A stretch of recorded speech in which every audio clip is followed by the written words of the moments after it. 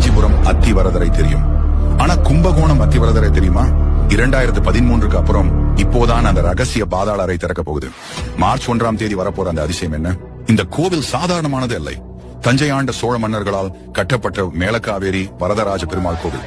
முகலாயர்கள் படையெடுப்பின் போது விலைமதிப்பற்ற அத்தி மரத்தாலான பெருமாள் சிலையை பாதுகாக்க கருவறைக்கு அடியே ஒரு ரகசிய பாதாள அறையை உருவாக்கினாங்க. காத்திருப்பவர் கடவுள் என்றால் அவர் வரதராஜ பெருமாள். உங்களுக்கு வரதராஜ பெருமாள் பிடிக்குமா? லைக் பண்ணுங்க. அத்திவரதர் காஞ்சியில் 40 வருஷம்னா இங்கே 12 வருஷத்துக்கு ஒரு முறைதான் வெளியே வருவார். கடைசியா 2013 தரிசனம் கொடுத்தாரு.